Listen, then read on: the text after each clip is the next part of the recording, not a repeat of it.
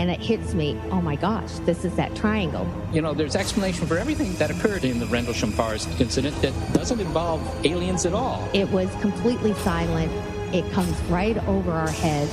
He saw a classic flying saucer really standing in the clearing. He turned over to my father and held his hand, and he looked in his eyes and he said, "We're not alone." Welcome to Podcast UFO for our live show. We're live every Wednesday at 8 p.m. Eastern Standard Time on podcastufo.com. During the show, feel free to participate live in our chat room.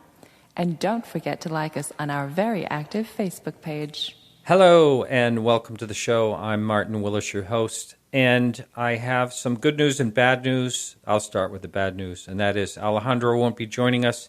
He is going off to Roswell and was under a tight deadline, and unfortunately, I had a little bit of computer problem earlier today, and I was really sweating it for tonight. I have other computers I could use, but I have my old setup I'm used to, and so luckily I shut it off, turned it back on, and did the old Fonzie kick the Coke machine thing. No, I didn't really do that. Sounded good, though. But anyway, I restarted, and everything seems fine. And I just see in the message board that they can indeed hear me. So that's a good thing. And our guest this evening is Norio Hayakawa. Now, he was on back in, I think it was October sometime of last year. And he was only on for half a show. And I had Simon... can't remember who it was on the second part of the show. But anyway, the time just flew by way too fast. And I said at that time that I needed to get him back on. He was a great guy to talk to, so he'll be coming back. Very interesting man. Has a lot of, I think, balanced takes on the UFO community, and he has good skepticism. And I think there is such a word. I'm not talking about debunking or anything like that. I'm talking about good old-fashioned skepticism. And like I think I've heard a few people say, that it's okay for you to have an open mind, just not so open that your brain falls out. I think I heard Stan Friedman and a few other people say that. But anyway, I want to thank everyone that supports the show. And so the first hour is always free, and you can also listen to the full show free live, and that's on podcastufo.com and PSN Radio. And that is every Wednesday night at 8 to 10 p.m. Eastern Standard Time. And then also the full show plays the next day on Thursday on the Dark Matter Digital Network, and that's at 10 to midnight. And that's also Eastern Standard Time.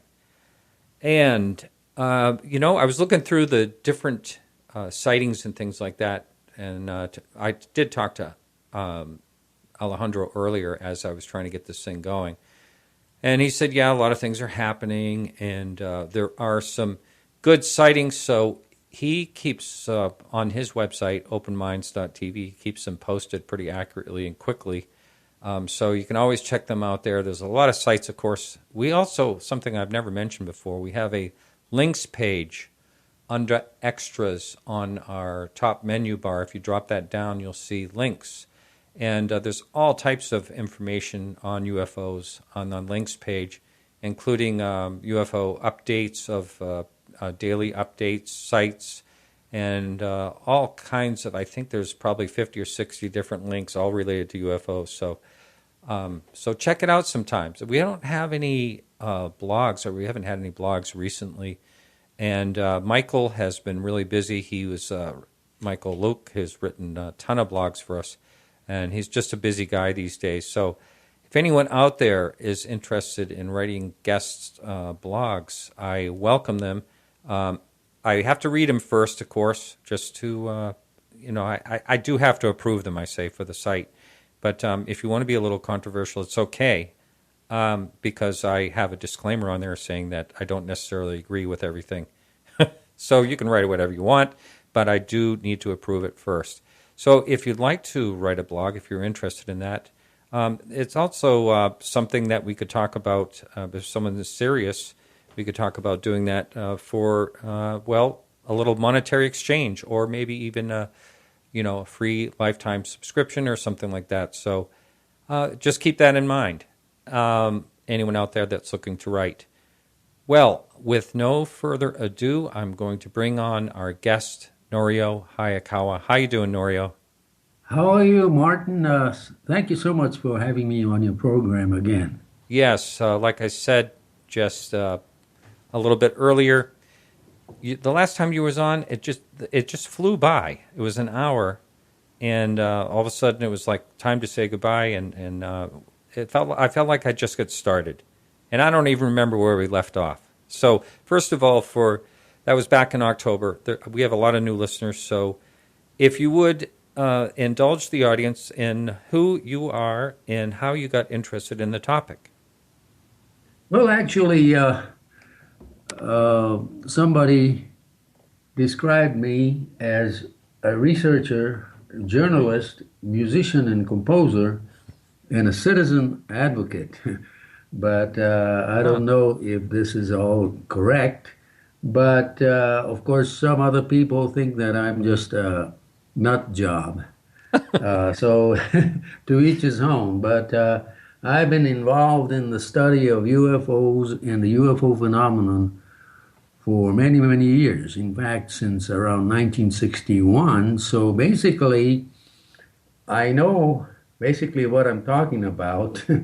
And from all these years of research on this amazing subject matter, which is so important, and this is why I don't mind being on a show like yours, because there are lots of misunderstandings about this phenomenon, and there's a lot of bad information and misinformation, and then some information. And the internet is just rife with all types of weird and dangerous misinformation. And so I would like to clear up that I'm not one of those people that comes up with really wacky stuff that is common on the internet these days.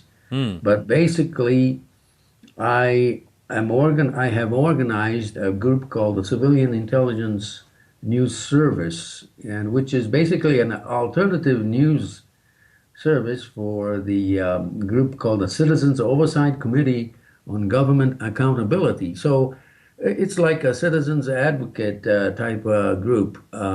It's like a citizens watchdog group for any kind of governmental, accountability. And this involves some aspects of the UFO phenomenon. And I've been doing this for many, many years. And in fact, I have actually spent many years investigating the base called Area 51, which is world famous. And I've been doing that research since 1988, as well as a research on an alleged underground base in New Mexico called Dulce underground base. So I've been doing this type of research, on-site investigations since 1988. And as I mentioned to you just a little earlier, as far as the whole UFO phenomenon, I have been interested since 1961 when I was just a high school freshman. But anyway, with all the years of accumulation of all kinds of amazing facts and reports of this phenomenon, I am convinced that we're talking about a subject matter that is most important. That is probably the one subject matter that surpasses any other, and this is the UFO phenomenon, the truth behind the UFO phenomenon. Because if one understands, and nobody does, by the way, if one understands fully what's behind the UFO phenomenon, then it will answer all types of questions about our life. And we haven't even come up to that stage yet. Yeah, yeah. No, I totally agree with you there. Going back to something you just said a second ago, the Dulce underground basis is now I know just from talking to people that have explored around that entire area that it's a weird area. There's something strange about Dulce, but as far as I know, correct me if I'm wrong, but didn't this whole rumor of the underground base get started through Richard Doty talking to Paul Benowitz? Well, actually, Richard Doty's relationship with Paul Benowitz started around 1979 or 1980, but the Dulce underground base rumors started even a few years earlier. Most likely, it goes all the way to around the late 1960s, especially in around 1967, when the United States government exploded an atomic device underground, which was about 22 miles southwest of Dulce in 1967. In the month of December, the Atomic Energy Commission did an experiment underground. It was called the Project Gas Buggy, in which they tried to detonate this, and they did. They did detonate this atomic device about a mile and a half underground in a just area called the Carson National Forest, which is right next to the Jicarilla Apache Reservation in New Mexico. And it was around 22 miles southwest of Dulce. And so that incident in 1967, in the month of December, that may have started the first, cycle of rumors that something is going on near Dulce, New Mexico. And lo and behold, around 10 years later or earlier, after 1967, things started happening in northern New Mexico near the Dulce area, namely that mysterious cattle mutilation incidents started in around 1976, 1977 in northern New Mexico in the Dulce region. And then it spread to southern Colorado. And this was already in the late 70s. But it was in 1979 and 1980 when Richard Doty started meddling with Paul Benowitz, who was a defense contractor in Albuquerque, New Mexico, and he was dealing with Kirtland Air Force Base. But Richard Doty fed a lot of misinformation and disinformation to Paul Benowitz, and many people misunderstand this, that it was Richard Doty that started the Dulce base rumors. No, it was earlier than that, basically, as I mentioned to you. But Paul Benowitz was already a member of the Aerial Phenomenon Research Organization, which was based in Tucson, Arizona. And he was already active in APRO at that time, in already since around 1975, or maybe earlier, 1974, 1973. Paul Benowitz did have some knowledge about the Dulce area even before he ever met Richard Doty at Kirtland Air Force Base in 1979 or 1980. Mm-hmm. Interesting, very interesting. Now, I spoke to Bill Burns. He was in UFO Hunters, I think it was. Yes. In that one episode that they did at Dulce is, I don't know if everyone out there has seen that, but you can probably get it on YouTube or something like that. It's still out there. But if you check that episode out, the weird situation in that is there was a baby cow that looked like it was half human and it's the most bizarre looking thing. And I talked to Bill, I don't know, maybe a couple of years ago about his experience in Dulce and that whole situation with it looked kind of like a hybrid between a cow and a person. I'm not making this up, and you can watch the episode. And anyway, he just said there's something really, really strange about Dulce in general. And there were these vans that kept driving by and looked like government type vans, and it's quite a place. Now, since you've been investigating it, I'd like to hear what your thoughts are on Dulce. Well, I like to get to the bottom of this whole thing, and that is that I have yet to see any kind of physical, tangible, irrefutable evidence that there is a physical underground base in or near Dulce, and that's the bottom line. However, there are many circumstantial evidences that something has been going on there. Plus, there are many personal accounts of residents in that location that claim that they have seen some strange lights in the sky. And by the way, this continues even today. People see these things. We don't know what they are, but something is there. But unfortunately, it's just that we can't come up with any solid evidence of any kind of a physical underground base there. And that's the bottom line. So it's not like Area 51. If you go to Area 51, or at least, near Area 51, you know that there is a base there because you can actually see the base if you climb up a mountain that's 25 miles away from Area 51, and you can see the buildings and everything, the facilities from a distance with binoculars. But it's different with Dulce. You don't see any type of buildings or any evidence that there is an underground base there. And that's the difference.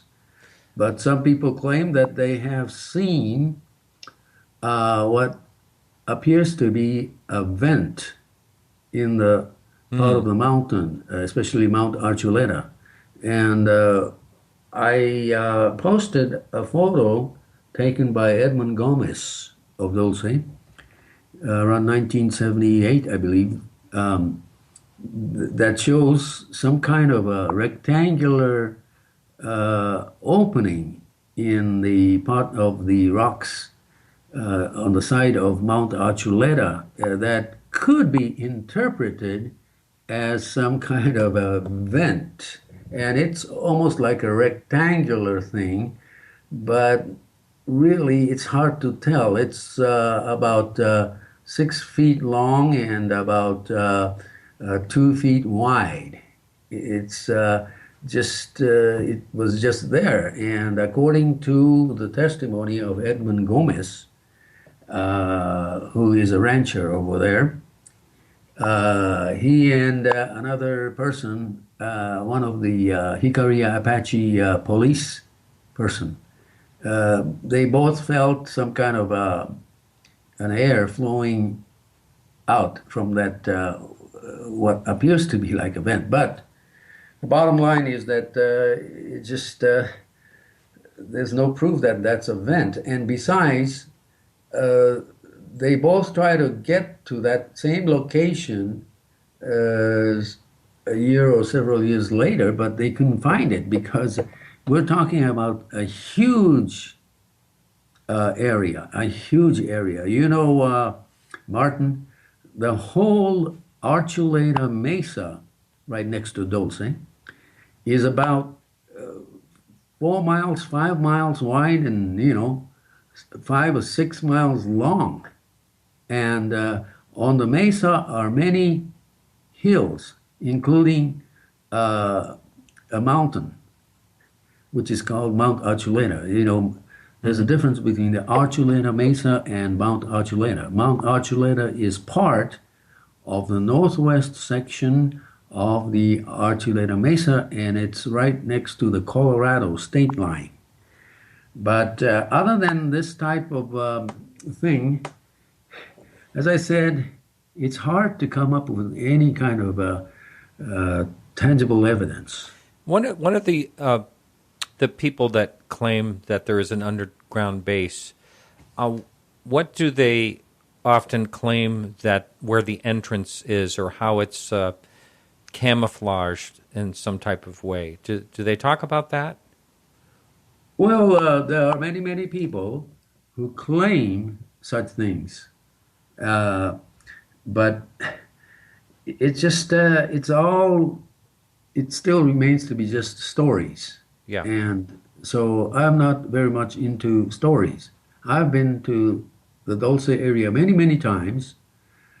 Even now, I go there maybe once every 3 or 4 months and talk to people and go to the location of the alleged area, the base, but I don't see anything. So I stopped going to that place because to me it was just a waste of time. And but I don't consider this topic a useless topic, because the topic of Dulce infatuate a segment of the population who believe in the alien presence, along with the misunderstood Area 51 in Nevada. So as far as I'm concerned, these two topics, Area 51 and alleged Dulce base, are two of the most popular topics in today's ufology, and increasingly so, especially as you mentioned a while ago, this topic taken up in programs such as the History Channel and so on, and keeps going on and on and on. But it's a fascinating topic. It's all about beliefs. It's all about beliefs, and I don't think there's any substance to the alien connection to these bases.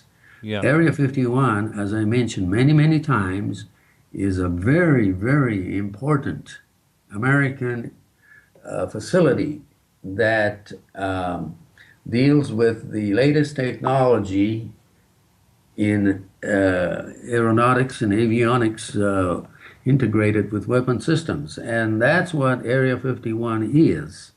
It's a very important facility, but strangely enough, Area 51 has been abducted by part of the population who believes in alien technology and Area 51's connection to the alleged alien technology. And so it has become a subject that is just absolutely abducted into the non-reality world. And same with the Dulce, allegation. But yet, this is all about the importance of the belief system of a portion of the public. The mainstream in the United States and elsewhere, especially in the United States, the mainstream really doesn't take UFOs and aliens seriously, and that's a fact. And I don't blame them, because of the many, many years of twisted, stories and allegations about aliens and alien technologies. And but unfortunately, that's the case. But as far as I'm concerned, it's an important matter to understand why people believe in these things, especially the alien presence. It's because I have come to a conclusion that it's part of the conditioning system, a gradual conditioning of belief systems, possibly promoted by some kind of a manipulative force or intelligence that's not necessarily human. And I'm not talking about physical aliens, but there may be some kind of a non-human type of consciousness that is slowly bringing the belief system of a part of the population to some kind of a future scenario. And I am just simply reflecting the thoughts of Dr. Jacques Vallée, who I consider to be the foremost authority on the UFO phenomenon in this world. And Dr. Jacques Vallée has said that there is a component in the UFO phenomenon which is controlled by a non-human sort of consciousness. And it's just that we may be,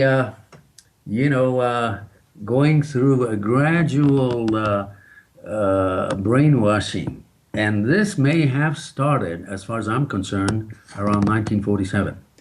Hey, we're hearing some, they're in the chat room letting me know, and I can hear it too. There's some noise coming through your mic. I don't know if it's like tapping and clicking and stuff like that. So I don't know if you're moving anything on your desk or anything like that, but I just wanted to give you a heads up on that. Okay. So I think it's because my desk is not stable, so if I don't touch the desk, it'll be okay.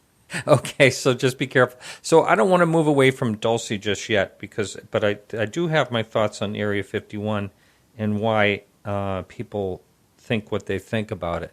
But going back to Dulce, one of the things that comes to mind is I've been in that area of New Mexico, but I just can't remember if it was actually in the Dulce area or not. But it seems to me that there's not a lot of roads going through that area. Am I right at that? Well, actually, the town of Dulce is not big. Mm-hmm. There are actually only Highway 64 that's paved, and then a few roads that are paved in Dulce, but the rest is just dirt roads. Well, the reason I'm bringing that up is if there was, let's just say there was a military underground base or an underground base of some kind, wouldn't the locals notice vehicles and military people, passing through? I mean, does anyone ever? That just to me would say if that never happens, these people can't live indefinitely underground, if work under there forever without coming out and supplies and you name it. It just seems like there would be a lot of activity that couldn't be hidden if there was indeed some type of base there. Absolutely right. And you don't see any kind of such activity. Now, there are always people who claim that they had seen military vehicles, on the dirt roads going towards the Alchuleta Mesa and so on. But actually, we don't have even any photographs of such. There's absolutely no physical activity of any kind of a military, except once in a while you see maybe a military helicopter that happens to fly over Dulce, because there is in Colorado, there's a base there, a military base. I don't know what the name of the fort is, but it's still not very close. But any location you may see military helicopters flying, because it's part of the the air chart. What they have to do, where they have to go from one place to another. But this has nothing to do with Dulce being a physical base. There's nothing whatsoever that I have seen in there. Yeah. But one thing interesting, Martin, that I have to mention is that when I held the first Dulce-based conference in Dulce, New Mexico in 2009, I'm sorry. In 2009, on March 29, I organized the first ever underground base conference right in Dulce, New Mexico. And on that morning, Sunday, early in the morning, I was waken up by the thunderous roar of helicopters flying above the motel, the Best Western Hotel over there. And I knew there were military helicopters, and other people went outside. It was around 6 a.m. or 5:55 a.m. early in the morning, and some folks claimed that they saw about 2 or 3 military helicopters hovering over the motel where we had a conference later that morning. And this is a fact, but it could be a coincidence. I don't know. I'm still wondering about that. Yeah, that would be a strange coincidence. There's a question up on the message board, and Matthew wanted to know what your opinion is on the Philip Schneider claiming claims of the Dulce base. Well, actually, there are many, many people, not only Phil Schneider, that claim a lot of things, but unfortunately, it's an interesting story that would make a great Hollywood film. It's a sci-fi, science fiction type story. But however great that story is, the bottom line is that it's just a person's first-person account, which anybody can claim anything. In fact, Bob Lazar was already talking about an alleged confrontation between the U.S. forces, select U.S. forces, and alien entities in some kind of a base. He didn't mention it was under Area 51 or Dulce, but he was already talking about that in 1989. And Phil Schneider actually started talking about all of this in the early 1990s, like 1995, when he started giving out lectures. He went on a lecture circuit in 1995, and he started talking about his experience, that he was part of a contingent that created and constructed the Dulce facility.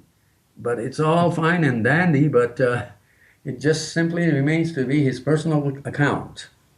And that's the bottom line. See, I'm not trying to put anybody down, but I'm more interested in physical, tangible evidence. Anybody can tell a great story. Likewise, the Bob Lazar's allegation that he was working on reverse engineering of an alien craft.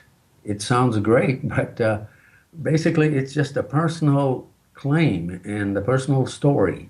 I'm more interested in real, tangible evidence, and I haven't seen any.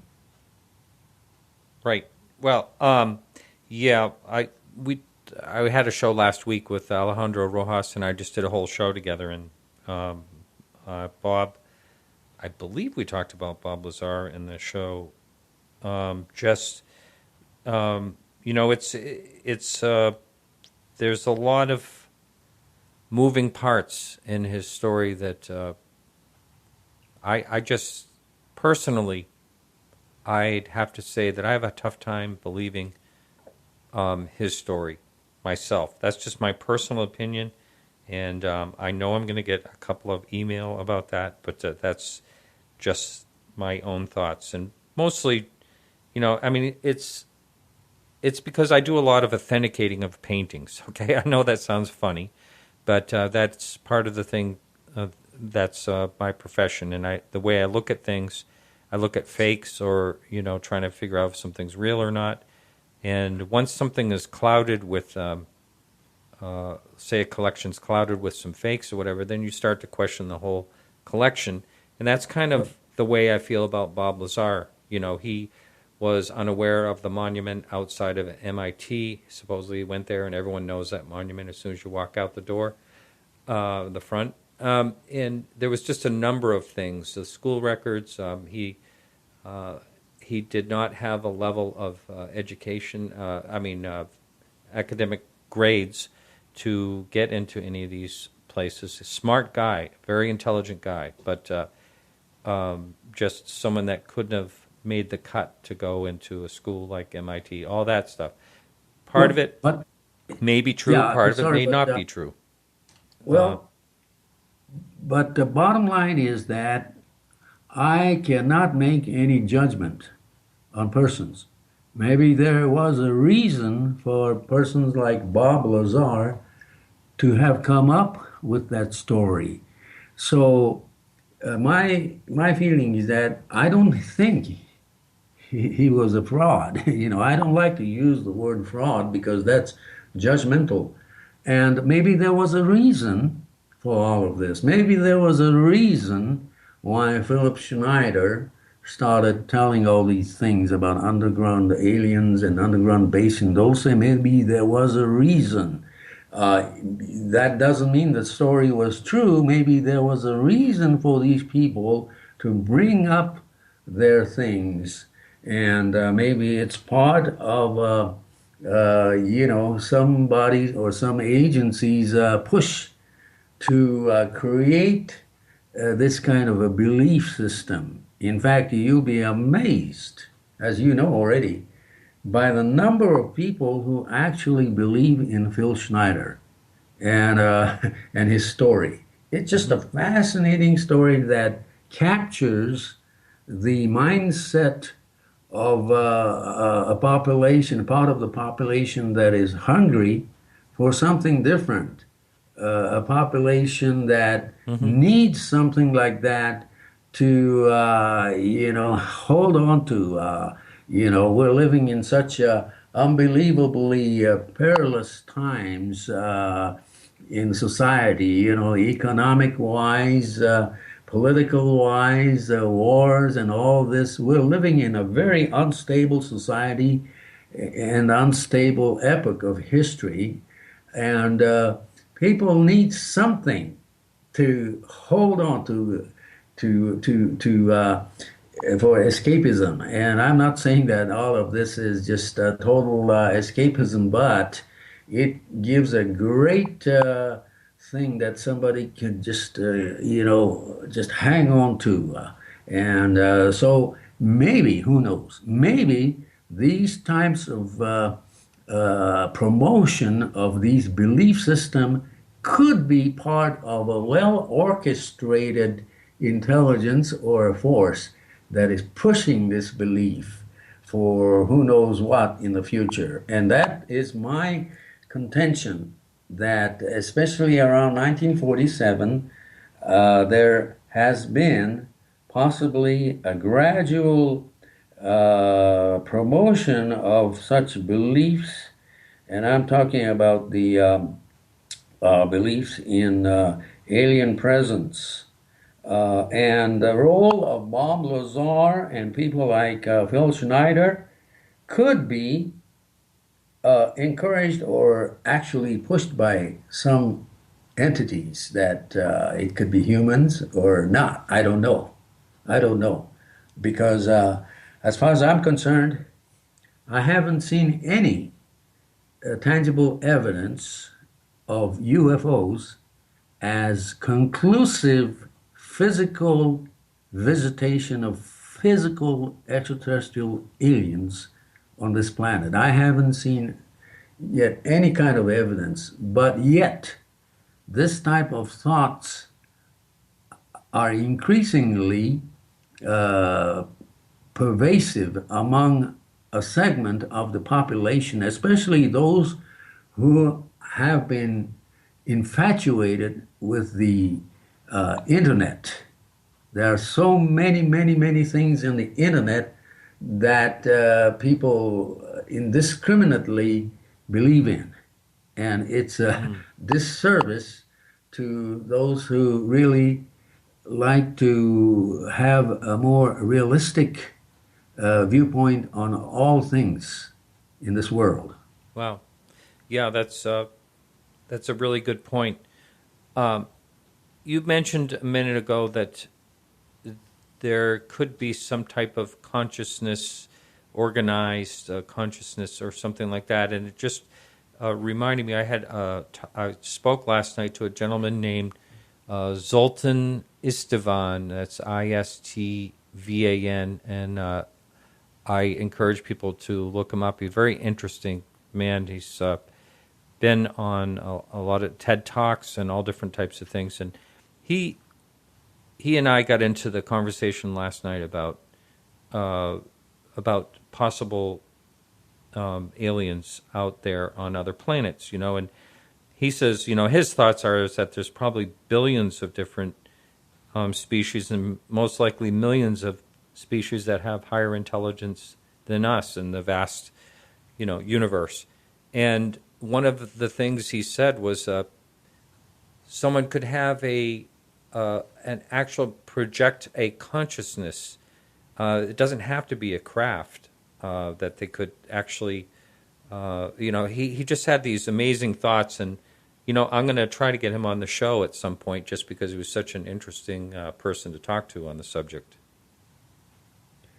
Definitely. The point you made that most likely there are, hundreds and maybe thousands or millions of,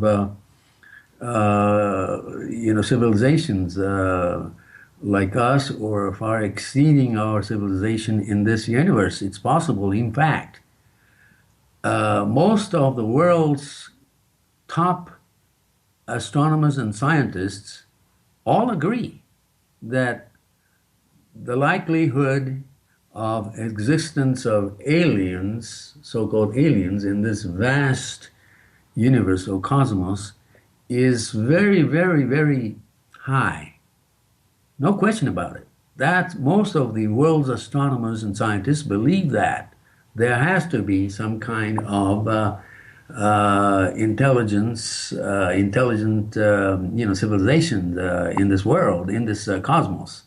But when it comes to the subject of UFOs, the vast majority of these scientists and astronomers do not consider UFOs as conclusive evidence of physical extraterrestrial visitations to our planet. And it's a totally different subject matter. And so that is the difficulty. And the difficulty is because of the, not only the distance, but, we haven't seen any evidence. And the only evidence that will be accepted is when a physical craft from another world lands at a publicly recognized venue, such as in front of the White House lawn, under the scrutiny of the world scientists and the public at large, and in front of the worldwide news simulcast TV coverage. When that happens, when an extraterrestrial physical spacecraft with physical extraterrestrial occupants of those craft lands in front of millions of in the world, who see the simulcast TV coverage, then it's a different story. But we haven't seen anything like that yet. It may happen someday, but so far it hasn't happened as far as I'm concerned.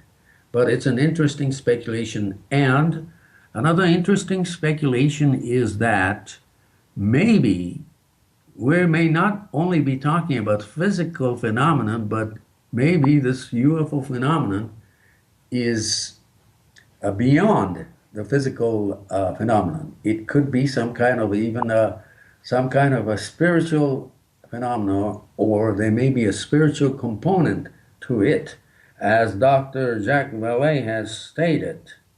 After his many, many years of research, he believes that there is definitely a non-human sort of consciousness that may be preparing us for something in the future. If you were to, by the way, just please, if you would, the people are still hearing like a popping noise. I won't bring it up again, but I just thought I'd just remind. So if it's a desk or an adjustment, if you need to move your computer to a different desk, if it's a laptop or something, go ahead and do that if you'd like. So I got to meet Jacques out in Phoenix this last February, and I was standing in line at the hotel, and I happened to turn around. He was right behind me, so we had a nice conversation. And I mentioned something to him that I say on the show quite often, and that is, the UFO phenomena, whatever it is, it could possibly be something that we can't even imagine at this point. And he said, yeah, like he sort of agreed with it.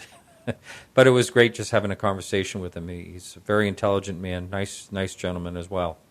Tall. Boy, is he a tall guy. I think he's like 6'6" or something.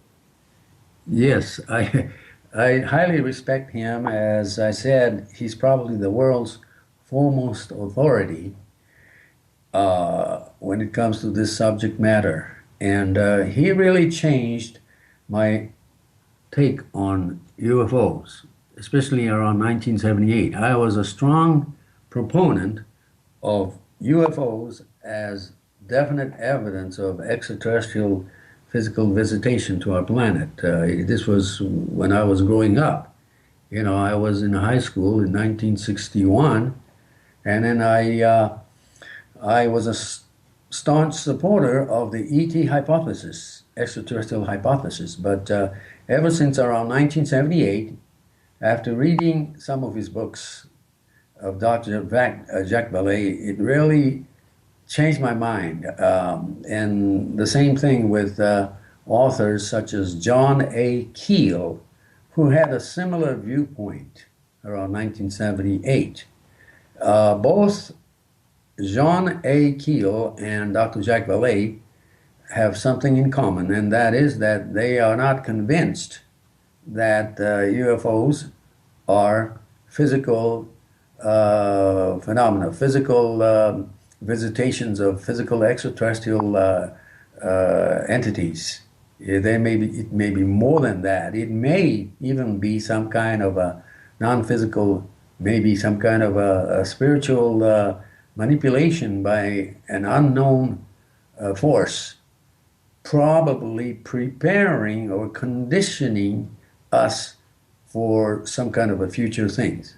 We're talking about, as I mentioned before, it's my personal belief that things started changing, especially since around 1947.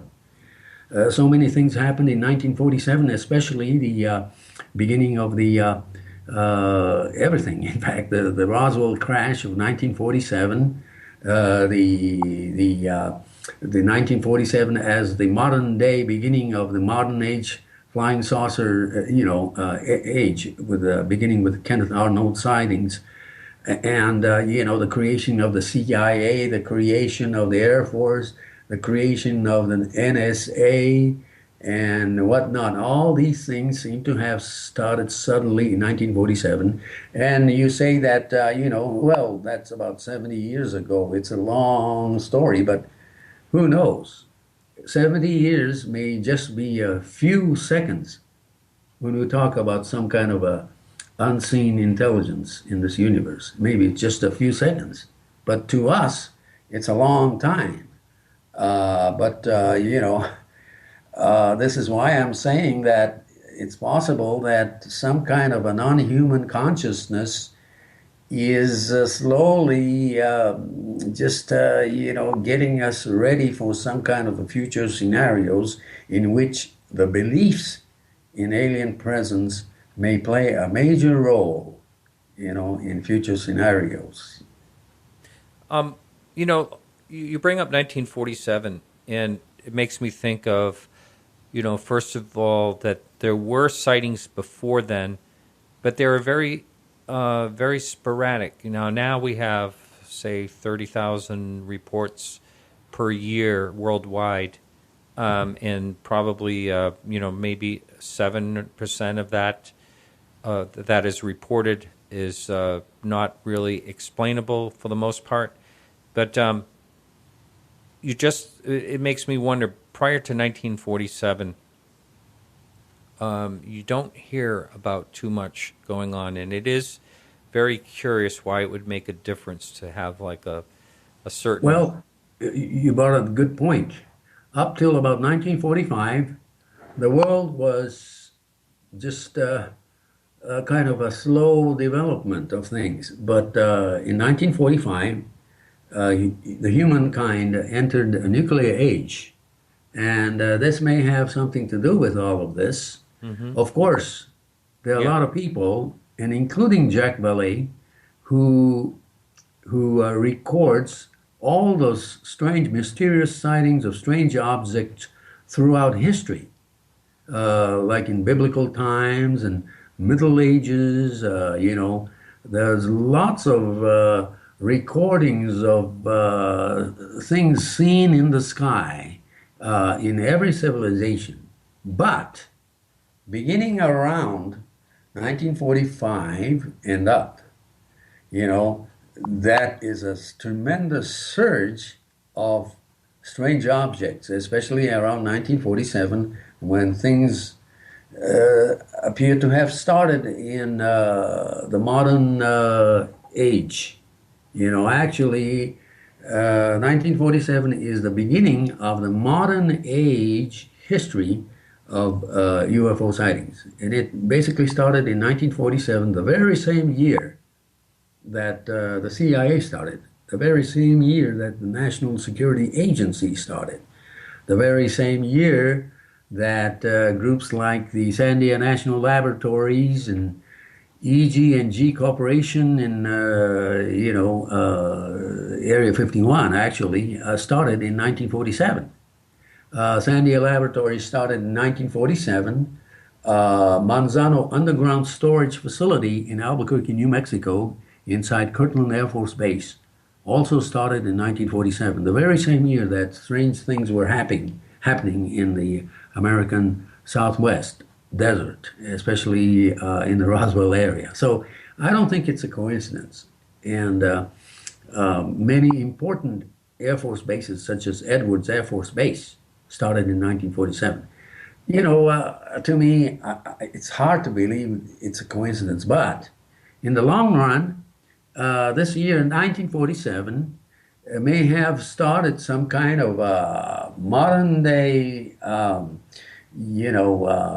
change in some people's thoughts, and perhaps some kind of an unseen force has slowly been preparing or conditioning part of the public, beginning with part of the public, to some kind of this belief system. And that's my belief. And there are many, many speculations as to what those future scenarios may mean, especially why the need or conviction to believe in the alien presence is so important in future scenarios. Some religionists associate this type of thing with possible,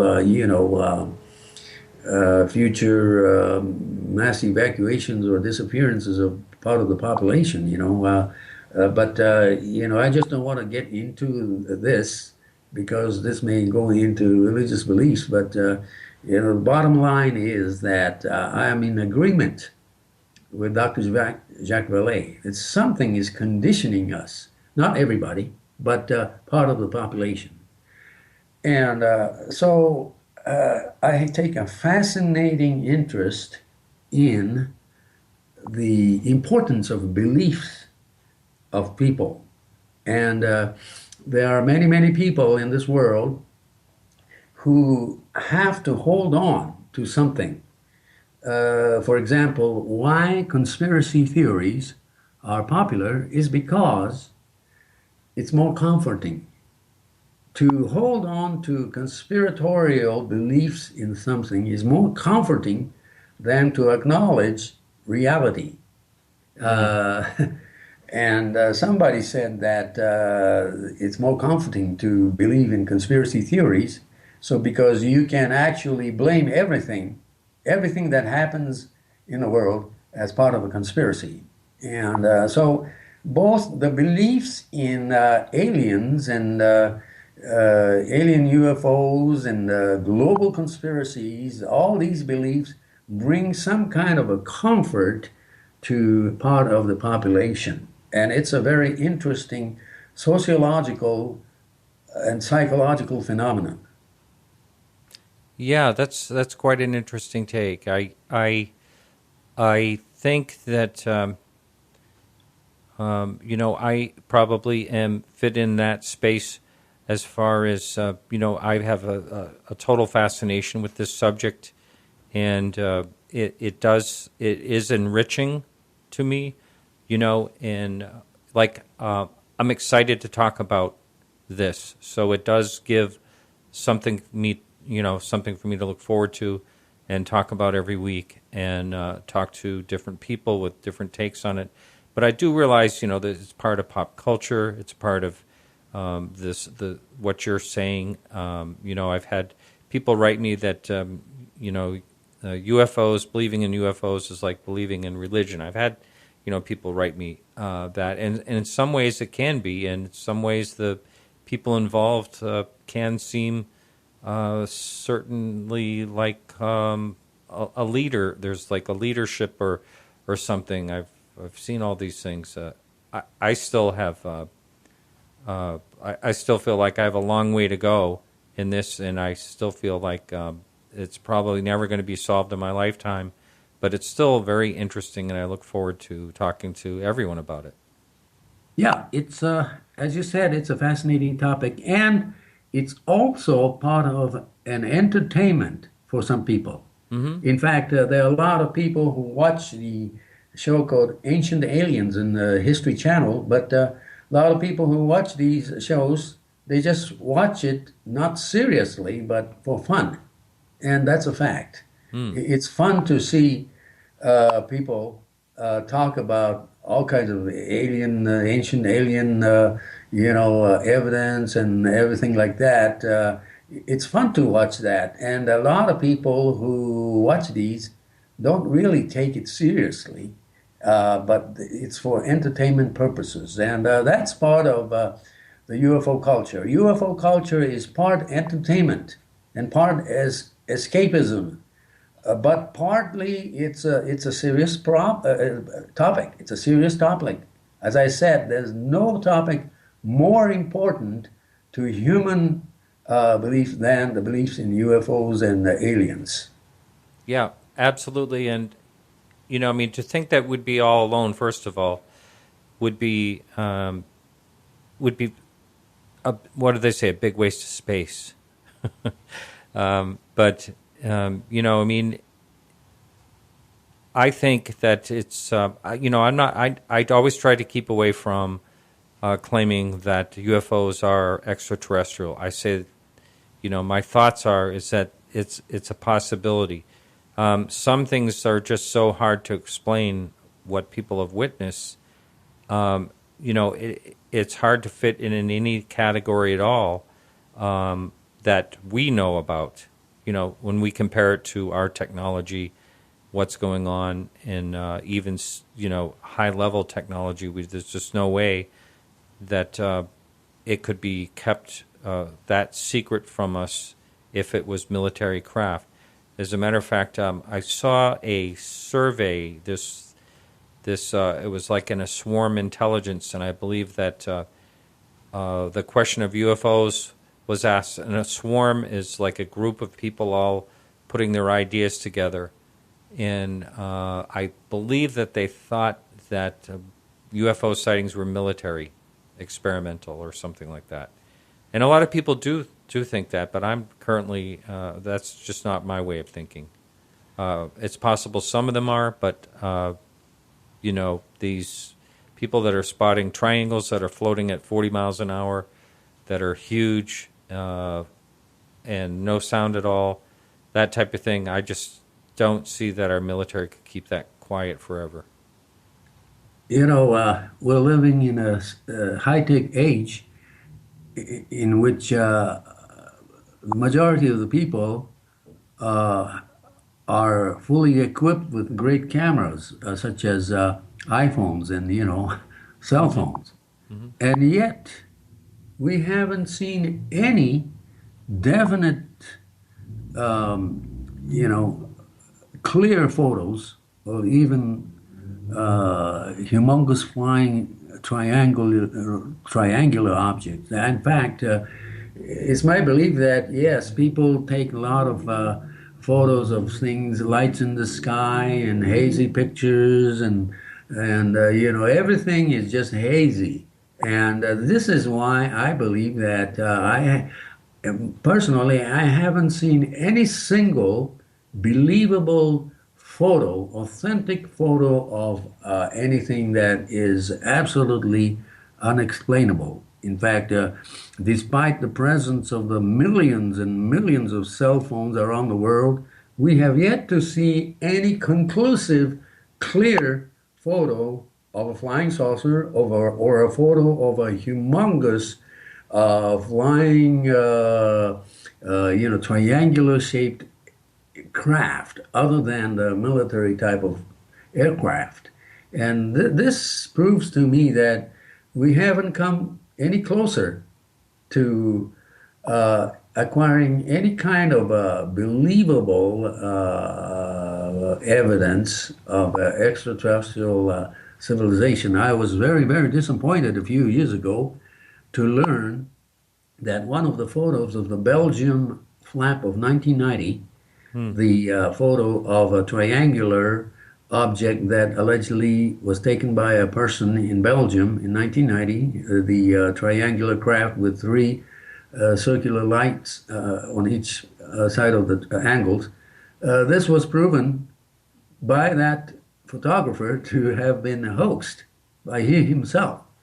In fact, I was kind of disappointed in that, and what I'm trying to say is that if anybody can show me a definite, credible photo of even a flying triangular object, other than the military aircraft I'm talking about, I have yet to see any such photo. And, this is despite the proliferation of cell phones. So including the alleged photo of 1957 taken by a Brazilian Navy in Brazil off the coast of Trinidad in Brazil. A famous photo was taken in 1957 that shows some kind of a circular object with a line, just like a Saturn, planet Saturn. But some people thought it was a flying saucer, but years later, the person who took the photo admitted that he hoaxed it. And this is what I'm trying to say. If anybody can show me an authentic, credible photo of a flying saucer or extraterrestrial spacecraft, that'll be the day. And this is what people such as like Carl Sagan, the late Carl Sagan, and many others are saying that, show us a proof. And unfortunately, it's all talk, but no proof yet. And this is what I'm saying. Regardless of how some of these photos are claimed to be authentic, I don't see any evidence. So, nor do the vast majority of the world's scientists and astronomers who have studied the sky throughout their life. They even haven't seen any conclusive proof that UFOs are physical visitations of physical aliens to our planet. And that's the bottom line. Unfortunately, that's the bottom line. And I have to really take a realistic viewpoint. I have to be a realist. For many years, I was not a realist. I was part of the crowd of folks who were so enthused about the thought of extraterrestrial beings visiting us. I was one of those crowd, but I have come to more realistic viewpoint And but that does not mean that the phenomenon doesn't exist. As I told you before, I believe that there is something there that we may not necessarily be able to see with our physical eyes, because in this world there are many things that is not explainable, and many things may not be physical. And so we are talking about even possible some kind of a spiritual type of a component, maybe some kind of a presence that is with us, intermingling in our dimension and affecting some people's thoughts. Or in some cases, maybe these entities are giving some kind of inspiration to some scientists to create things for the benefit of mankind. Who knows, but there has to be some kind of intelligence in this whole universe, in this whole cosmos. Not only human intelligence, but maybe there are other intelligences that know, that are with us and have been with us since time immemorial, and maybe they are occasionally interacting with part of the people, a population, for some kind of a purpose. I got a couple things to say about this. First of all, there are very few daytime large triangle sightings. There are a couple that people have seen that look like lights only and stay, in a triangle formation. So I'm not sure actually what to think about that. Secondly, I wanted to talk about if I had a iPhone 6 like I have now, and I was sitting in the hot tub that I was sitting in when I had my sighting back in 2006, and I thought about taking a picture. A picture was the last thing I even thought about when I was seeing this thing, but I had a crystal clear view of a disc right over me, as plain as day, and it was just getting dusk, but I sure wish I could have snapped a picture of that. And I got a couple more things to say, but I want to say we're on live with Norio Hayakawa. If anyone wants to call in, that number is 603-967-4030. You can also ask a question in the PSN radio chat or the chat on podcastufo.com. So one of the things I wanted to ask you is what your thoughts were on pictures such as the McMinnville photographs. Those have stood the test of time, as far as I know. Which photos are you talking about? McMinnville, Oregon. It was a elderly couple or a farming couple that you're not familiar. If you're not familiar with that, there's no sense in Yes, it almost looked like there is a protrusion on the top, and That's it right. almost looked like a small hat. Yeah, Yeah. I believe that's the one. Or you may be thinking of the one the gentleman took with a. No, I think you're talking about that one. But there's another one. Man took with a Polaroid getting out of his pickup truck, and I just can't remember the. Yes, that was taken in Santa Ana, California, by supposedly part of the department of the sheriff department, I believe. Yeah, something like that. Yes. Now, some of these photos are still unsolved, the black and white. But I'm talking about present day. It's just we don't find any earth-shaking photos, and eventually, even those old photos that you mentioned, eventually maybe there may be explanation, prosaic explanation, but photos really. That's the last thing I just I want to rely on, and photos and videos, and because the bottom line is the actual physical material, the actual physical craft. That's the bottom line. If we can get hold of an actual physical craft, then perhaps we may, get to a step closer to, the proof. But so far we haven't. Not that I'm not trying to look down upon certain photos or videos, but the bottom line is this: how come most of these photos, except the photos that were taken many years ago, the black and white, most of the photos that and videos that people take nowadays are just blurry, just lights in the sky and hazy, blurry photos of lights, and so these can be anything. These can be anything, and that's what I'm talking about. We need more substance. We need more substance, and that's why. Well, in this country, in the United States, when people talk about UFOs and flying saucers, it's okay. Most people think that's your own business and that's your own beliefs. You have a right to believe in your thing, but in the past a month or two ago, we visited Europe for 5 weeks, and that's a different story there.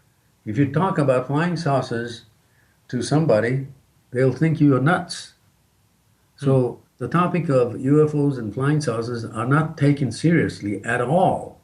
It really depends on what part of Europe you're in. That's true. That's true. But in general, most Europeans don't want just think you are nuts if you talk about flying saucers and UFOs. But in the United States, it's okay because there's a tolerance to individual beliefs, and that's what I noticed when I visited, France, and talked to a French scientist in southern France. He told me the same thing. He doesn't talk about UFOs with his friends because they think he's nuts. And this is the same scientist who was in Dulce, New Mexico in 1988, investigating Dulce, New Mexico.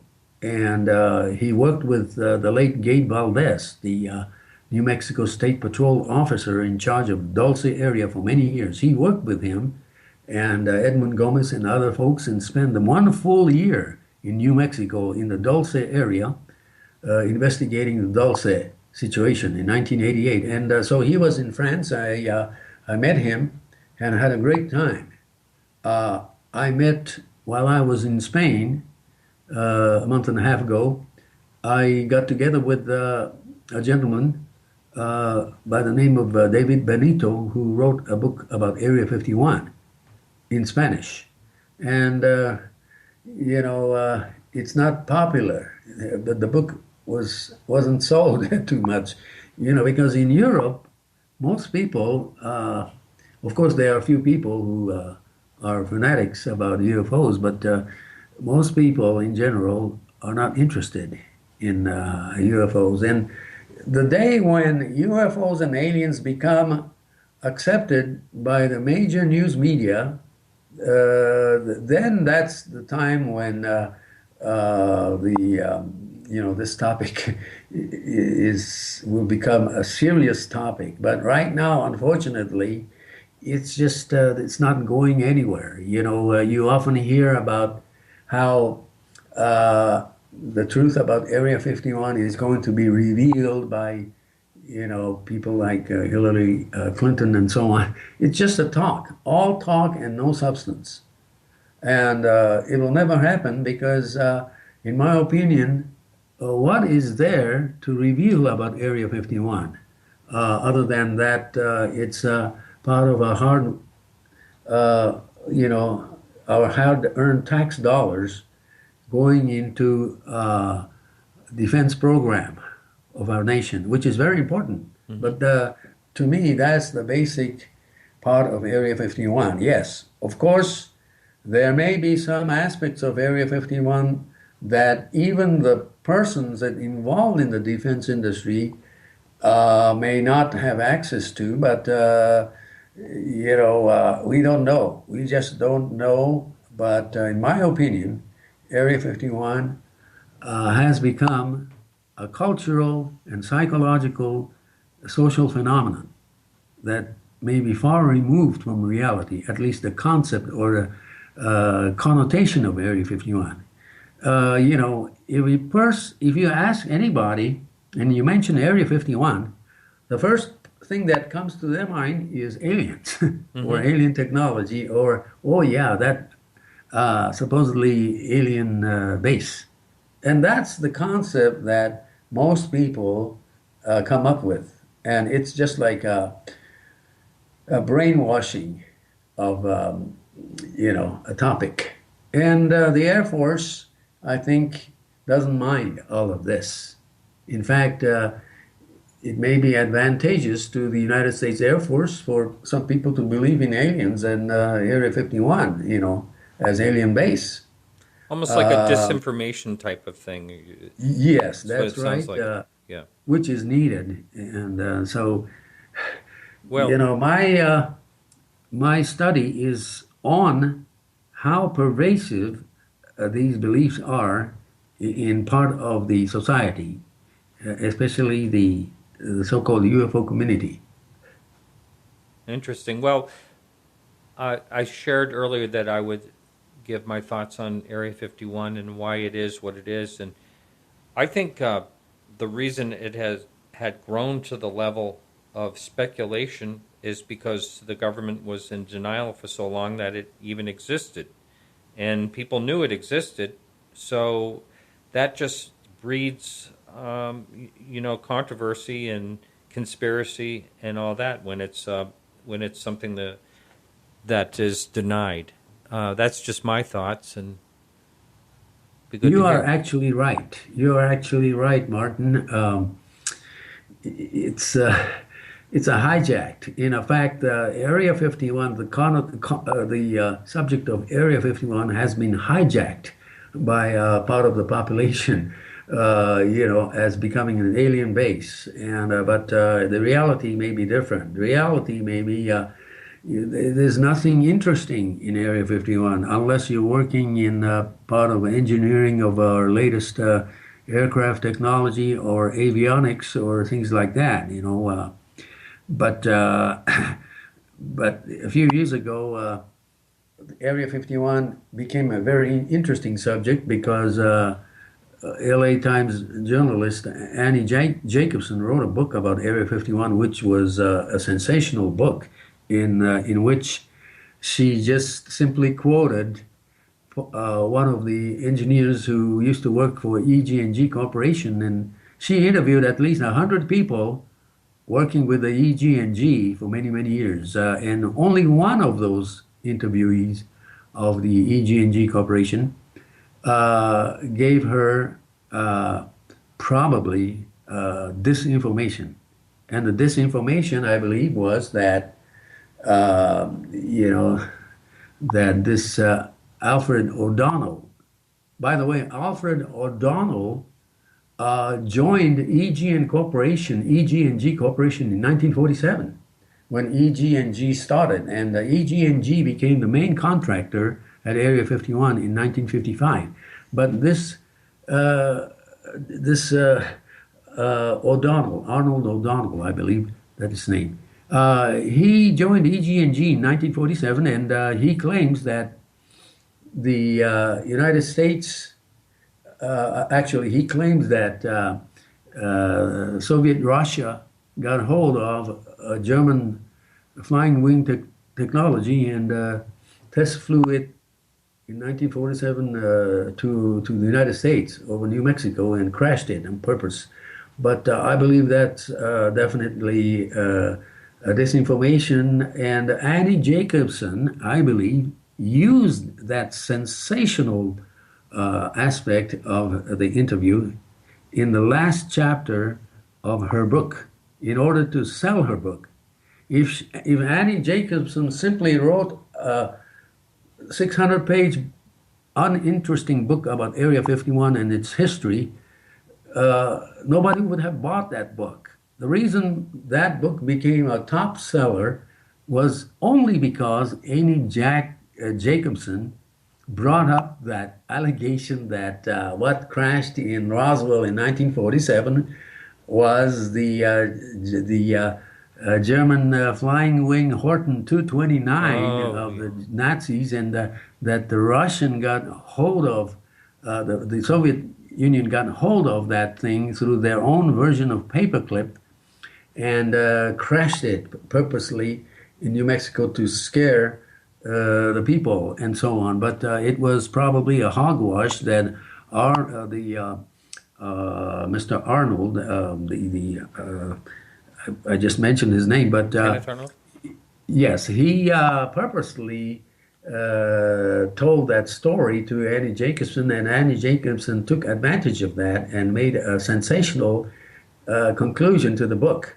The 99% of that book, Area 51, was good, except for that last few pages in which she over sensationalized that story and allegation. And in fact, why I believe that was a disinformation is because I believe that it was not the Soviet Union that got a hold of the Horten 229 German flying wing prototype aircraft after World War II, but it was the United States that acquired that Horten 229 German flying aircraft, flying wing aircraft, and improved it, and possibly test flew it in New Mexico in 1945, 1946, and 1947.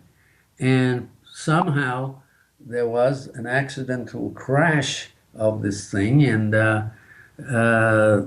maybe that may have been the beginning of a cover-up and a creation of a staged incident in which they had to create the story of alien saucer crashing in New Mexico in 1947. That's my personal take, because I spoke to a lot of people in Roswell, including Frank Kaufman, who said that what he saw didn't look like a flying saucer. It almost looked like a crescent-shaped or manta-ray-shaped or manta-shaped, triangular type of craft rather than a saucer, round-shaped. In fact, many descriptions of the flying saucers that were seen by hundreds and hundreds of people across the Southwest in 1947, including Kenneth Arnold. Many of those folks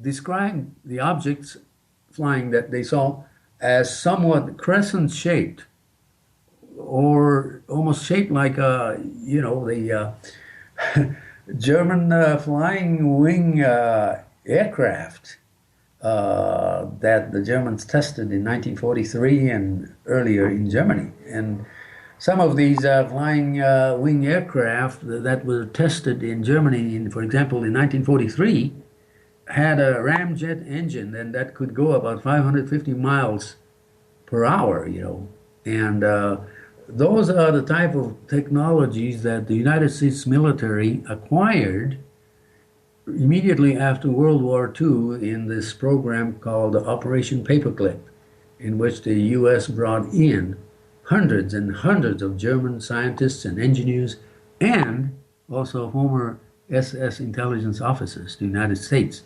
And that was the beginning of the development of American rocket industry in White Sands. And then, other than the rocket industry, most likely the testing of German prototypes of flying wing aircraft and the further, improved versions of Horten 229 and other flying wing aircraft of Germany that the United States may have worked on. So a possibility is that perhaps one of these things may have crashed in the New Mexico desert in 1947. That's just my personal take. All right, well,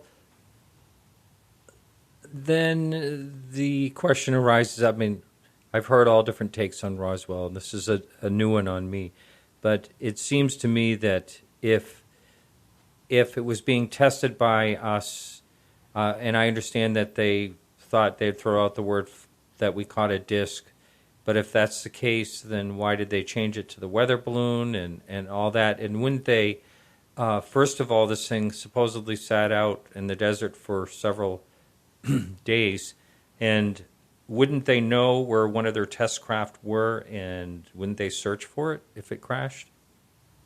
Well, that's a good question. But basically, who knows if the United States military had to stage an incident or create an incident and created such scenarios to not bring attention to what really may have taken place. So it's very, very hazy what really happened in Roswell, because yes, there are lots of people and who seem to be believable that witnessed the disk crashing and so on, and entities inside the craft and all those, but a lot of things are very, very, very vague. There are many personal accounts, testimonies of, including nurses and so on, who claim to have seen the bodies and so on. Lots of claims, but many of these reports are hazy, and who knows that maybe it was kind of a necessary staged event to confuse the people, confuse the public, and maybe it was some kind of a cover-up of what may really have taken place. Because, as I said, there was a crash of an object in 1945 in August, in New Mexico. That was 1945. An object allegedly crashed outside of a small town, small village almost, called San Antonio in New Mexico, near Socorro, New Mexico, in 1945 in August. And that crash again, everything is not clear. Something happened there, but what I'm trying to say is that in 1945, after World War II, hundreds of scientists from Germany were working on other things other than rockets, and was helping the United States military with possibly unconventional aircraft, such as one that I mentioned, the German flying wing aircraft that the United States military may have modified and improved. And by the way, the idea of a flying wing is the basis of United States Air Force aircraft essential development. We're talking about B-2 bombers and F-117s and all these items is the result of the United States Air Force beginning of the insistence of the flying wing shaped aircraft. That was the goal of the Air Force, to create the wing aircraft, only the wings. And the basis is really the German flying wing technology. And so I cannot understress the importance of German scientists in the United States.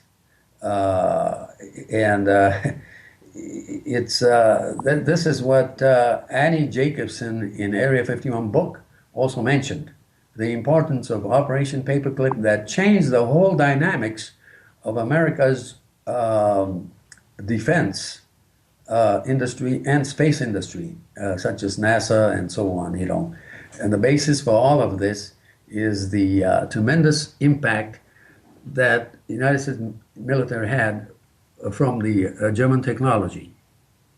Mm-hmm. Now I'm going to ask you, a point was brought up on the message board that I thought about earlier. Have you yourself ever had a UFO sighting? In fact, yes, I did. It was not just myself, but 5 or 6 of us did witness in 1993 near Edwards Air Force Base in California, one midnight around 11:45 p.m. around midnight. We were just walking around the perimeter of the Northrop radar cross-section site in Tehachapi, California, right near Palmdale, in California, the aerospace hub of California. But we were just walking around the perimeter, the fence of the Northrop radar cross-section site around 11:45 at night, and suddenly 5 of us saw in the sky what initially appeared to be a string of pearls straight in the sky, just moving. There were about 6 lights, in succession, but they were elongating and contracting, just like accordion, and they were flying straight in the sky. And as they were flying, they became longer and shorter and longer and shorter, just like an accordion. And it felt like the description is like a pearl in the sky, a string of pearls in the sky. And that thing moved towards Edwards Air Force Base, which is, about 50 or 60 miles away. But we're not saying that that thing was going to Edwards Air Force Base, but we just happened to watch that thing, and I thought it was just very strange. We got really a chill in our bodies after seeing that, because it seemed like it was unearthly. But later on, we did find out that the United States Air Force was working on the propulsion system called the pulse detonation propulsion. Pulse detonation propulsion. It's something like, some people call it a donut in the sky, in which you see round smokes, like a ring. But this was in nighttime. So in the nighttime, it appeared to have been like strings of pearls in the sky, contracting and elongating as it went by. So it may have been our technology, but on the other hand, we don't know for sure. So let's go further into mass sightings. Like, for instance, what's your thoughts when... mass sightings are very interesting. And although I have been skeptical of many of the mass sightings, the one incident that I cannot really be skeptical is an incident that happened in New Mexico in 1950. In 1950, over the small town of Farmington, New Mexico, not too far from the Four Corners area of New Mexico, in this small town of Farmington, population at that time around 5,000. Okay, on March 15th of 1950, hundreds of silver objects started appearing over the sky, over the town of Farmington, New Mexico, during broad daylight. And we're talking about from around lunchtime, around 11:30 to 12:30, for about an hour.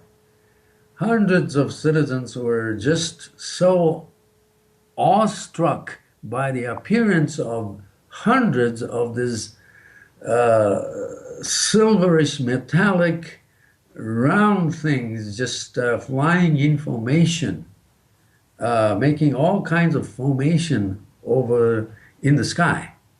And this was witnessed by just astounded people that were walking on the streets of Farmington.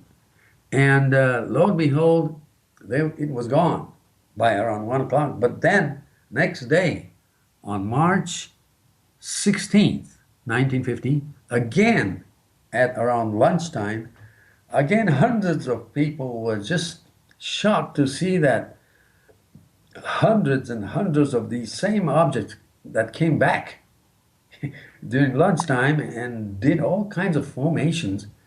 And then this went on the next day, on March 17th, 1950.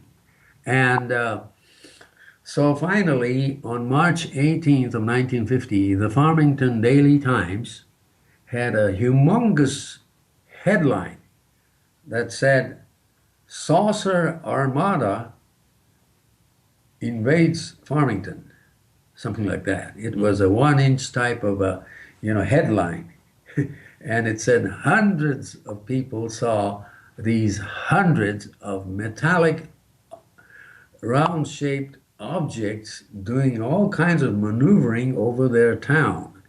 And I saw that article. It's you can get that article in the newspaper, in the library, and it's the famous Farmington mass sighting of strange objects in 1950. And as far as I know, this is the most well-documented, reported mass sighting of what appeared to be round metallic objects doing all kinds of formation for about an hour each day for 3 days in a row.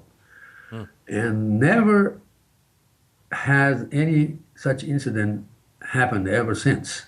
And we're not talking about the what happened in Phoenix in 1997, mass sightings of alleged lights, but we're talking about daytime sighting. And so this is one incident that I still consider unknown. And I'm not saying that it was an invasion or a sudden appearance of aliens in their spacecraft flying over Farmington in 1950. I'm not saying that, but I'm just saying that it's still an unknown. And I visited the town of Farmington a few years ago, and I had to go to the senior center because those people who witnessed that incident in 1950, they are now, in their late 80s or 90s, and it's hard to find these people because these folks are slowly passing away. So I had an opportunity to go to a senior center a few years ago, and I had a chance to interview one person who told me the same thing. He described the exact thing that he saw, hundreds of these objects. And one of the objects was a red-colored object. And what happened was just unbelievable. The United States government actually was shocked by this after it was reported. And many of the governmental agencies visited Farmington immediately after this incident for 3 days, and they talked to a lot of people. And you have to remember that 1950 was in the height of the Cold War. People were very patriotic, and the government agencies told them that this was very, very important thing that you have seen, and that you're not to talk about this. Insinuating that maybe this was some kind of a thing that dealt with the government. You don't know what really took place, but we're talking about 300 to 400 so-called flying saucers, flying information. We're not talking about 1 or 2 or 3 or 10. We're talking about hundreds. The most number that was reported in Farmington that day, for 3 days, by the way, was, let's say, something like 400 to 500 objects. Jeez, almost like an invasion. It's almost like an invasion. That's why the Farmington newspaper had a headline, "Saucer Armada invades Farmington." But it seemed like the governmental agencies told them that was very important, and a few people took photos of these things. And it's not like this today. Today people carry cell phones and they can take pictures, but At that time, people weren't carrying cameras on the streets, and so there were very few photos. But I believe that many of the photos were handed over to governmental agencies who told the people that this was an important part of American some kind of experiment or something. But they actually, it's my understanding that many of these newspapers were bought up by these agencies. And so today, there are some copies of the original newspaper, Farmington Daily Times, of this incident, and very few pictures. But I have come across, thanks to Alejandro Rojas, who got a hold of one of those alleged photos of the Farmington saucer armada. Now, this photo that Alejandro Rojas got hold of was apparently he got hold of from the Wendell Stevens, who had one of those photos. I don't know where he got those photos, but it's a black and white photo of about 6 or 7 objects, of round-shaped objects, black and white photo. And Alejandro Rojas posted that photo, and that's the only photo that I know that exists today of the Farmington incident. But I'm sure that there are a few other photos, but those photos may be in the hands of governmental agencies. I don't know, But in my opinion, the Farmington incident was an amazing incident and was the most mass sighting of mass number of objects ever encountered in modern history, far surpassing the so-called Phoenix incident of 1997. Wow. Do you remember the early encounter? I want to say it was in Nuremberg, Germany, where there were, I don't know if that's exactly where it was or not, but it was like in the 1500s. There's a yes. woodblock print of it. And they were saying there were several hundred in the sky like that. Yeah, I've seen that, yes. There's no doubt that things like this happened.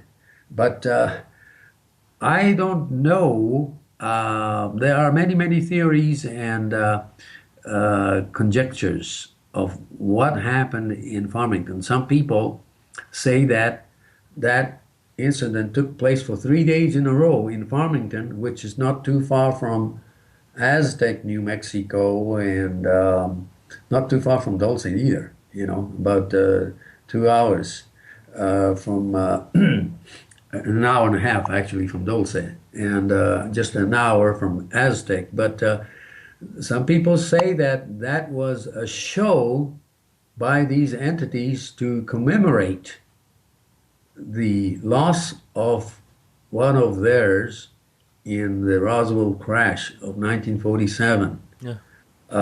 To show that, solidarity, they appeared in mass over Farmington in 1950. Now, that's just a wild conjecture by some folks, but, like a symbolic show of solidarity with their fallen comrades, so to say, of the alien entities. It's a fascinating thing. And that's one case that I still hold completely unknown. And this indicates that I am not a disbeliever in flying saucers. In fact, my beloved mother actually saw a flying saucer in 1975 during broad daylight in the city of Yokohama, Japan, where she was living. In 1975, during the broad daylight over a railroad station in Yokohama, Japan, my mother saw this typical flying saucer with a dome on top, just floating instantly above a small train station in Yokohama, Japan, in Motomachi Street, where she lived. She just got off from the train. She and her grandson got off the train and started walking towards her house in the Motomachi Street. And something told her to turn back and look at the train station from which she just got off. And lo and behold, she saw this typical flying saucer with a dome on top, just like the ones you see in motion pictures or, in science fiction films or even comic books. A typical flying saucer just floating over that train station, and she was so awestruck by it. Instantaneously it appeared, and she tried to point it to her grandson, and she pointed to the grandson to look back. And by the time the grandson looked back, the whole thing disappeared in a moment in time. And this, I believe, my mother 100%. She was a total skeptic when it came to flying saucers. Because, my father used to tell me when I was growing in Japan, he used to tell us every day that he did see something like a flying saucer just hovering over the Bay of Yokohama around 1947 or 1948 when he was night fishing around 2 or 3 in the morning in the bay. And he saw this green object maneuvering slowly over the Bay of Yokohama, and that was 1947 or 1948, as he recalls. And he used to tell us about it. But my mother was a total skeptic. She didn't believe in what my father said he saw. But this very same mother, who used to make fun of me for believing in UFOs when I was growing up, she herself saw in 1975 the flying saucer that I just described to you, and she was so excited that she wrote to me in that letter immediately after that incident happened. Now, because at that time I was living in Phoenix, Arizona, and I received that letter, and I could see the urgency of that letter and the excitement of the letter.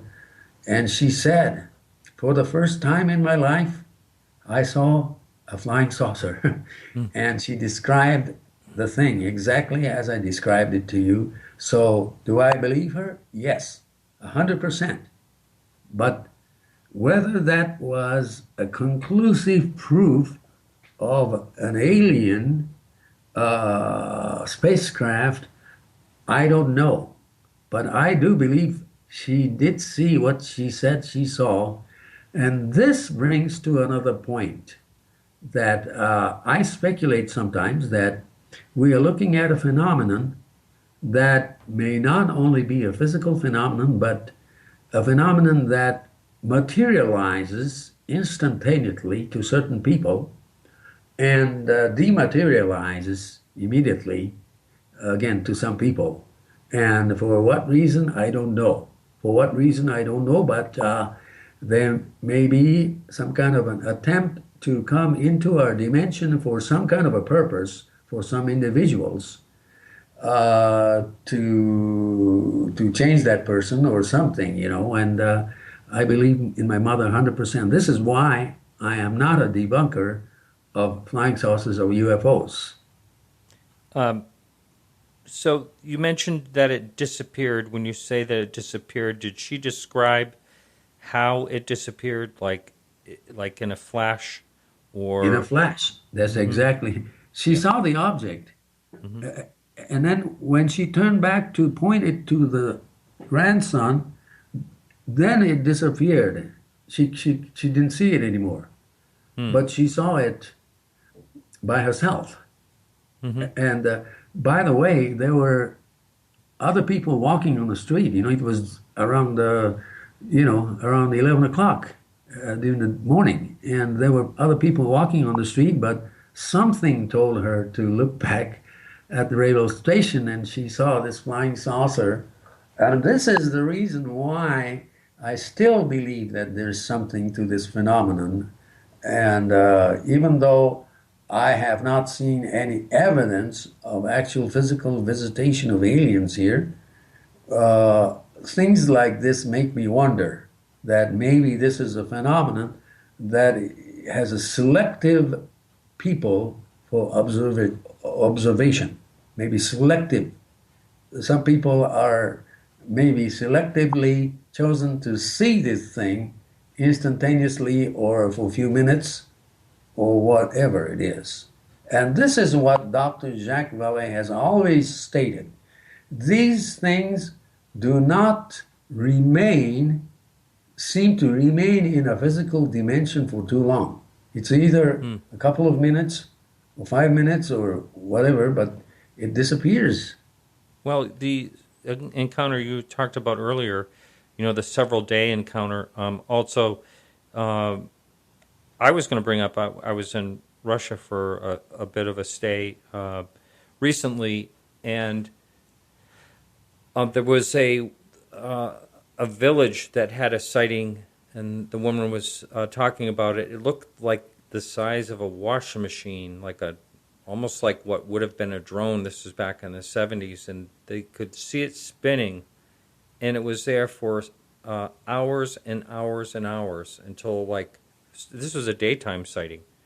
And, nobody did anything about it. They just watched it.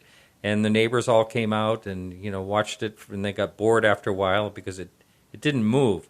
It just was in one spot and just spinning, and several hundred feet high, and a bizarre sighting. But that one didn't go away. But you do hear a lot of encounters where people will say that it just vanished or disappeared, and right in front of their eyes, which I think is pretty interesting. We have a question up on the message board. Matthew wants to know what your thoughts are about alien abductions that are so prominent in the UFO field. Well, that's another interesting subject. Alien abduction is part of the, I would say, the UFO culture. The UFO culture, includes the sightings of UFOs and beliefs in UFOs and aliens, and also reports of alien abduction.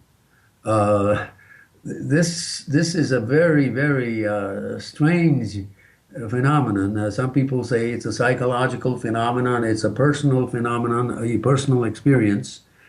There are very, very few cases where you have 100 people being abducted into a flying saucer, or 50 people being taken into a flying saucer. It's most of the experiences, the abductees, are personal and individual, and so we really don't understand yet this phenomenon of abductions, and whether this has anything to do with the actual flying saucers or actual maybe part of some kind of a psychological phenomenon that we still don't know about. There are claims of thousands of people around the world with a claim of abduction, but it's very difficult to come up with any conclusive evidence that this has anything to do with actual extraterrestrial UFOs or not, because psychologists are still studying about the human mind, and it's endless. There are many, many mysteries about the human mind and interaction and, things like this. And, what we need is a definite physical evidence. It could be even an ashtray or something that the aliens, that is from the aliens. That people, how come we don't see any kind of a physical artifact that is, irrefutably a physical evidence? We have not seen any kind of, this kind of a thing. If alien abduction happened, yes, we like to see some kind of a hard object or souvenir, even. Yeah, well, they probably won't let you leave with that. Yeah. They'll probably frisk you down. And someone said something worse on the message board than that. But, Travis Walton is a case that I think really did happen. And, he actually did say that he had something in his hand that he grabbed off of a table to defend himself, tried to describe it to me, and he said he's talked about it a number of times. And, yeah, if he could have, snuck out with that one thing, because I don't think they had ashtrays on board those things, but I'm not sure. You never know. We have 3 minutes left. So, Norio, do you want to talk about you have a website. Do you want to talk about that? Yes, I do have a blog site called noriohayakawa.wordpress.com, and it's part of the Civilian Intelligence News Service, and I bring up certain news that are very significant. And then also I bring up some of my writings in this Civilian Intelligence News Service, the latest items. And all you have to do actually is to go to noriohayakawa.wordpress.com/about/ and there you can see all the list of interesting articles from newspaper, and some of the items are my own items, but I have interesting information such as the Operation Paperclip and the crescent-shaped flying wing aircraft of 1947. I have other interesting things such as the Native Americans suffering decades after the New Mexico nuclear tests and so on. Some of these are very interesting and important. Mm-hmm. And then I have articles and items regarding the UFO culture and beliefs, why they're so significant, and then other items about Area 51 and the reality and so on. I talk about Dulce and so on. And I even talk about my recent European trip. But a lot of these items are very interesting. And so I have this service. It's called the Civilian Intelligence News Service. All you have to do is just go to noriohayakawa.wordpress.com /about/ and you'll see the index. All right. Now, is your email address on there so people can send you their very clear iPhone pictures of UFOs? Yes, definitely. Okay, good. And my email address is in there, and it's, by the way, it's Norio Hayakawa at gmail.com. Norio Hayakawa at gmail.com, and I'm willing to get any information about photos and so on. All right. Sometimes people send photos, but if you're daring, to send me the one that you think is definite, authentic, I'll be glad to see it. All right, Norio. Thanks so much. It's been a real pleasure. Thank you so much, Martin. All right. Take care. All right, everyone. So that's it for the show. Thanks so much for listening. And we'll be back next week with Jerry Meador. And I do believe, Jerry Meador is his name, Jeremy Meador. And going to be talking about UFOs in Nevada, I think. Anyway, thanks so much for listening. Again, we'll be back right here next week at the same time. And remember to keep your eyes to the sky.